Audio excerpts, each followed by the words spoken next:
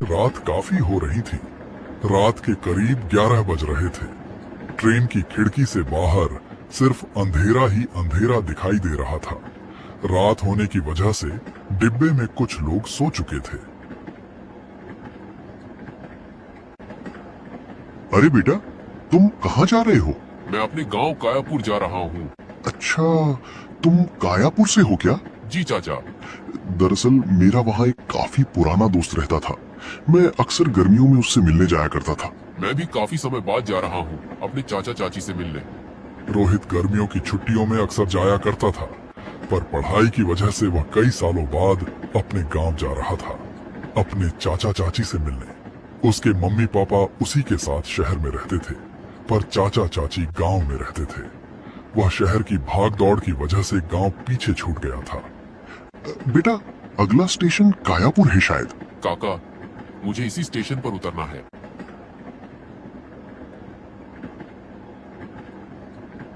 कुछ देर बाद रोहित ट्रेन से बाहर आ जाता है और उतर जाता है। प्लेटफॉर्म लगभग सुनसान था।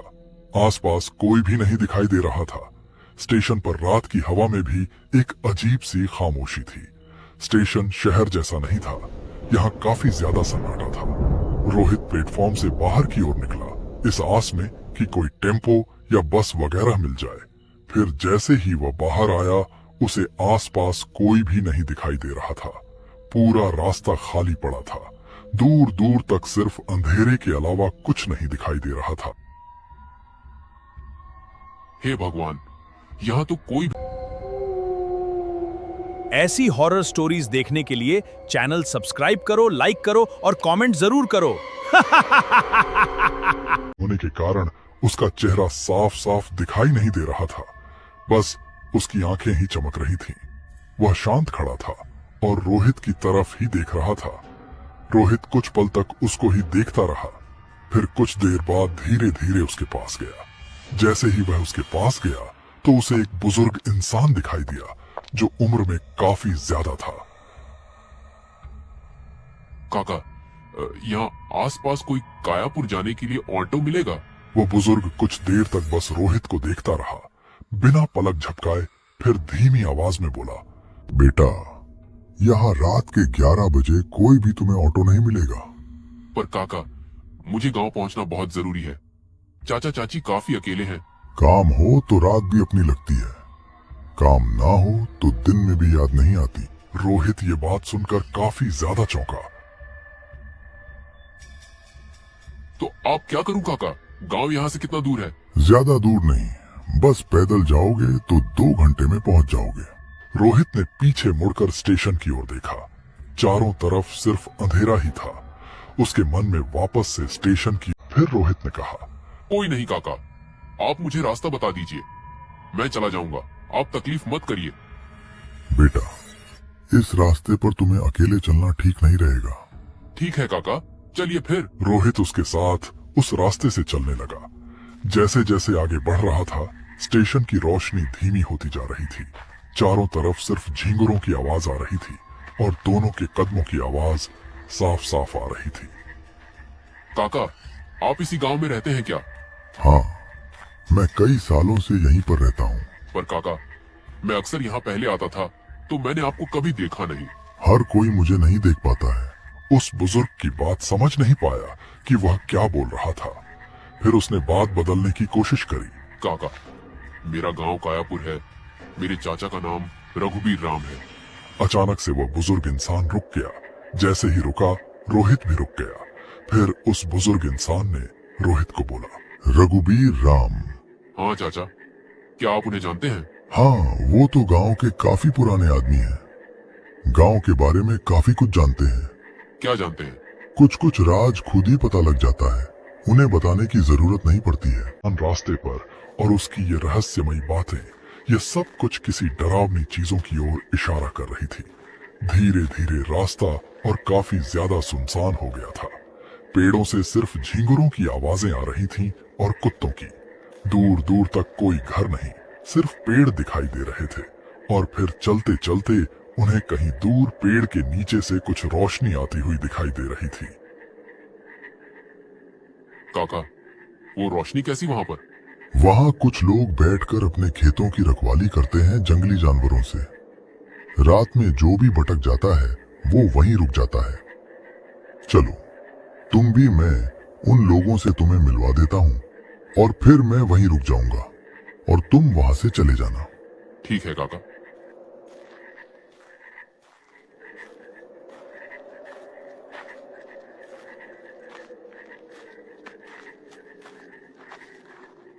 बीच रास्ते पर पेड़ के नीचे कुछ लोग बैठे हुए थे और अपने खेतों की रखवाली कर रहे थे। कुछ लोग आपस में बातचीत कर रहे थे और कोई पुरानी खाटिया पर सो रहा था। ऐसा लग रहा था कि रोहित ने इन्हें कभी गांव में देखा ही न हो। फिर भी उसने ये सब सवाल पूछने की ऐसी हॉरर स्टोरीज देखने के लिए चैनल सब्सक्राइब करो, लाइक करो और कमेंट जरूर करो। अरे ये कौन नया है इस गांव में? ये रघुबीर के घर आया है। ये भी इसी गांव का है। अच्छा, किसी की तो नजर पड़ी हमारे गांव में। वैसे आप पूरी रात यहीं रहते हैं क्या? कुछ लोग रात में जागते नहीं, बल्कि रात ही उनके लिए खास होती है। रोहित, तुम्हें इतनी देर कैसे हो गई? आप मुझे कैसे जानते हैं? वह तो बेटा, इस गांव में जो भी नया आता है उसकी हमें खबर मिल जाती है। अचानक रोहित चुप हो गया और बस वहां उन लोगों को देखा जा रहा था। फिर दूसरे आदमी ने कहा, लगता है शहर से आए हो, चेहरा बता रहा है। जी हाँ, मैं दरअसल कायापुर जा रहा था अपने चाचा चाची से मिलने। क्या कायापुर? कायापुर? वहां जाने पर ऐसा लगता है कि लोग अपने पुराने अतीत को याद करने लग जाते हैं। हर कोई यही सोचकर आता है कि वह इस गांव में हर किसी से मिलने जा रहा है, लेकिन कुछ जगहों पर लोग नहीं, कुछ और चीज इंतजार करती है। रोहित को समझ नहीं आ रहा था कि आखिरकार ये सब लोग अजीब अजीब बातें क्यों कर रहे हैं। फिर उससे रुका नहीं गया। फिर उसने कहा, एक बात बताइए, आप लोग तो खेतों की रखवाली कर रहे हैं, पर खेत में तो अनाज ही नहीं दिखाई दे रहा है। खेत तो पूरा बंजर पड़ा है। अचानक जैसे ही उसने ये सवाल पूछा, वहां पर सन्नाटा छा गया। बेटा, जरूरी नहीं है यहाँ पर सिर्फ खेतों की रखवाली के लिए ही बैठा जाता है। वह अपने चाचा चाची के पास पहुंच जाए। हवा काफी ठंडी हो रही थी, धीरे धीरे मानो शरीर में चुभ रही हो। फिर अचानक तभी खेतों की ओर से किसी के रोने की आवाज आने लग गई। रोहित का दिल अचानक तेज तेज धड़कने लग गया और शरीर मानो कांप रहा हो। उसने चारों तरफ खेतों की ओर देखा। आखिरकार यह आवाज कहाँ से आ रही है? बेटा, रात के अंधेरे में ऐसी अजीब अजीब आवाजें अक्सर आया करती हैं। गांव में हर आवाज सच नहीं होती। हमें ऐसे टोकना नहीं चाहिए। पर काका, कोई मुसीबत में हो तो? कभी कभी हमारे मन का भी भ्रम होता है। ऐसा लगता है कि हमें अजीब अजीब आवाजें आती हैं। थकान की वजह से यह तुम्हारा भ्रम होगा। लगता है मुझे अब चलना ही चाहिए। यहाँ से चाचा चाची आखिरकार इंतजार कर रहे होंगे। काका, आप मुझे यहाँ से रास्ता बता दीजिए। बेटा, इसी रास्ते पर सीधे सीधे चले जाओ। आगे तुम्हें कायापुर दिखाई जाएगा, पर रास्ते में अगर तुम्हें अजीब अजीब आवाजें आए तो पीछे मुड़कर मत देखना। क्यों काका, पीछे ऐसा क्यों? ने कुछ नहीं कहा, बस जैसे तैसे वहां से निकल गया। रोहित तेज चलने लग गया था। उसके कानों में वही खेतों से आने वाली आवाज गूंज रही थी। वह कई बार ऐसा महसूस कर रहा था कि उसके पीछे पीछे कोई चल रहा हो और कोई चुप चुप कर उसे देख रहा हो। फिर भी उसने पीछे मुड़कर नहीं देखा। उसे भी लग रहा था कि रात में पीछे देखना ठीक नहीं रहेगा। रोहित सिर्फ चलता ही रहा। दिल की धड़कन उसे सन्नाटे में साफ साफ सुनाई दे रही थी। कुछ देर बाद वह कायापुर पहुंच गया और दूर दूर कुछ कुछ रोशनी दिखाई देने लग गई।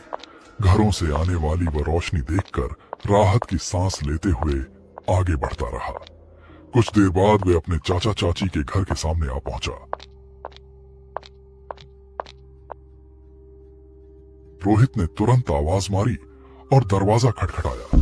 अंदर से चाची की आवाज आती है। कौन है इतनी रात को? अरे चाची, मैं हूँ, दरवाजा खोलो। सुनिए जी, जाकर दरवाजा खोलिए, लगता है रोहित आया है। अरे रोहित, तू काफी समय लगा गया तेरे को आने में। तू ठीक तो है ना बेटा? हाँ दादाजी, मैं तो ठीक हूँ। बेटा, तू पहले अंदर आ। रास्ते में मेरे साथ काफी अजीब अजीब चीजें हुई। सुनो सावित्री, तुम अंदर जाओ। पर रोहित, तू ठीक तो है ना? हाँ वो ठीक है, तुम अंदर जाओ, कल बात कर लेना, मुझे इससे कुछ बात करनी है। रोहित के चाचा ने उसकी सावित्री यहाँ कोई है? हाँ? मुझे घर जाना है। साथ ही खाट पर बैठे हुए थे। उनके चेहरे पर चिंता साफ दिखाई दे रही थी। रोहित, पूरी बात बता कि तेरे साथ रास्ते में क्या क्या हुआ। तुम्हारी आवाज सुनकर ही लग रहा है कुछ ना कुछ जरूर हुआ है, तभी मैंने तुम्हारी चाची को अंदर भेज दिया। अगर वो सुनेगी तो उसे काफी दुख होगा। चाचा, दरअसल ट्रेन जब ठीक रात के 11 बजे मुझे स्टेशन पर उतारती है, तब पूरा स्टेशन लगभग खाली था। आसपास कोई भी नहीं दिखाई दे रहा था। जब मैं बाहर निकला तो सोचा कोई ऑटो या बस मिल जाएगी, लेकिन बाहर जैसे ही आया तो कुछ नहीं दिखा। सिर्फ अंधेरा और सिर्फ झींगुरों की आवाजें। चारों तरफ सिर्फ सन्नाटा ही सन्नाटा। उसका चाचा उसकी बातें ध्यान से सुनने लग गए। रोहित ने पूरी बात साफ साफ चाचा जी को बताई। पूरा किस्सा सुनते सुनते चाचा के चेहरे का रंग बदल गया और उनकी आंखों में साफ डर दिखाई दे रहा था। कुछ देर तक उसके चाचा कुछ नहीं बोले, चुपचाप बैठे रहे। चाचा, आप कुछ बोल क्यों नहीं रहे हैं? क्या आप उन लोगों को जानते हैं? रोहित, उस रास्ते पर रात के अंधेरे में कोई नहीं। और खिड़की बंद कर दी। रोहित, अभी रात बहुत हो चुकी है बेटा, और तू काफी थक गया है। तू इतनी दूर से आया है, शहर से काफी थक गया है। जो भी तेरे साथ हुआ हम कल सुबह बात करेंगे। चाचा, पता नहीं मुझे ऐसा क्यों लग रहा है कि अभी भी कोई मेरे पीछे पीछे यहाँ तक आया है और मुझे चुप चुप कर देख रहा हो। अरे बेटा, ये थकान की वजह से ऐसा लगता है। तू ज्यादा मत सोच, तू आराम कर। ठीक है चाचा।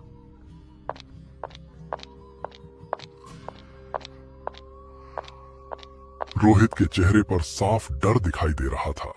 कुछ देर बाद रोहित बिस्तर पर लेट गया और जैसे ही उसने आंख बंद की तो उसके सामने वही लोग आ रहे थे और वही खेतों से आने वाली आवाजें और वही सुनसान रास्ता और झिंगुरों की आवाज साफ साफ उसकी आंखों के सामने दिखाई दे रही थी।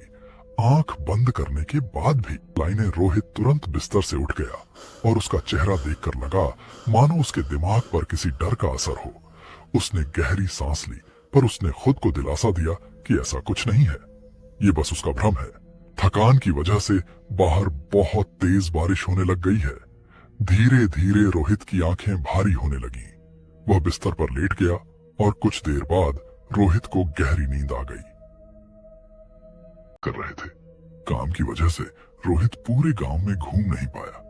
उसका पूरा दिन घर के काम में ही निकल गया। शुद्ध और स्वाभाविक रूप में रोहित ने बताया कि वह अब भी बाहर घूमकर थोड़ी देर में आता है। घर में बैठे बैठे उसका मन कुछ अजीब सा हो रहा था, लेकिन उसने यह नहीं बताया कि वह अपने पुराने दोस्त रोहन से मिलने जा रहा है। दोनों बचपन के साथी थे। वह उसका काफी अच्छा दोस्त था। दोनों बचपन में साथ में खेला करते थे। अक्सर वह गांव की गलियों में भागते फिरते थे और घूमते रहते थे। रोहित का बचपन उसी के साथ बीता था। मोहन के साथ कई साल हो गए थे रोहित को मोहन को देखे हुए। रोहित ने सोचा था कि दिन में वह मोहन से मिलने चला जाएगा, पर दिन में काम काज की वजह से वह मिल नहीं पाया और देखते देखते शाम होने लग गई। गांव में अक्सर शाम में ही अंधेरा जल्दी हो जाया करता था। रोहित घूम रहा था। उसको धीरे धीरे अपने पुराने बचपन के दिन याद आने लगे कि वह कैसे मोहन के साथ दिन भर घूमता रहता था और आम तोड़कर खाया करता था और नदियों में नहाया करते थे। मोहन अक्सर गांव में ही पला बड़ा था। जब मोहन छोटा था तो उसके माँ बाप का देहांत हो गया था। अब वह अपने पुराने घर में अकेला रहता है और सब कुछ अकेले ही संभालता है। गांव के लोग मोहन को बिल्कुल भी शांत स्वभाव का मानते थे। ये सब बातें सोचते सोचते वह मोहन के घर के पास पहुंच जाता है। धीरे धीरे रात हो गई, शाम से रात हो गई, पता ही नहीं चला।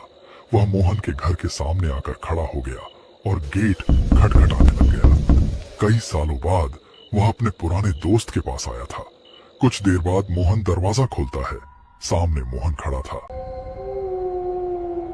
ऐसी हॉरर स्टोरीज देखने के लिए चैनल सब्सक्राइब करो, लाइक करो और कमेंट जरूर करो।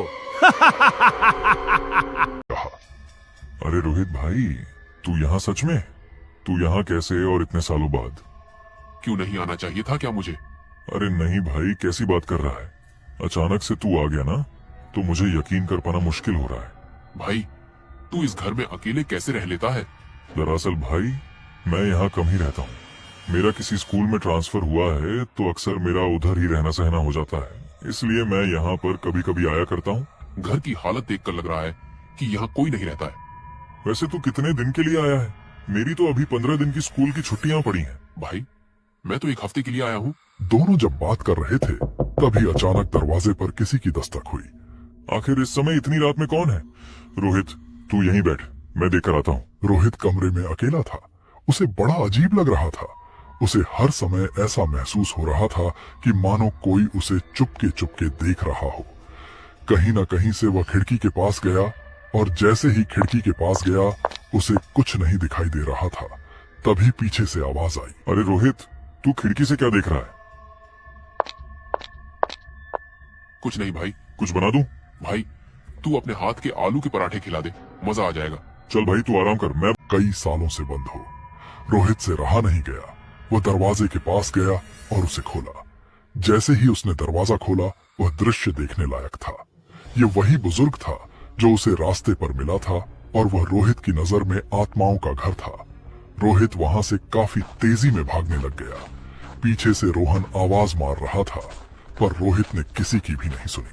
वह सिर्फ भागता गया। उसके दिल की धड़कन इतनी तेज थी कि जोर जोर से साफ सुनाई दे रही थी। रोहित तेजी से बस भागता जा रहा था। कई बार उसका पैर ऐसा लग रहा था मानो कोई अपनी तरफ खींच रहा हो।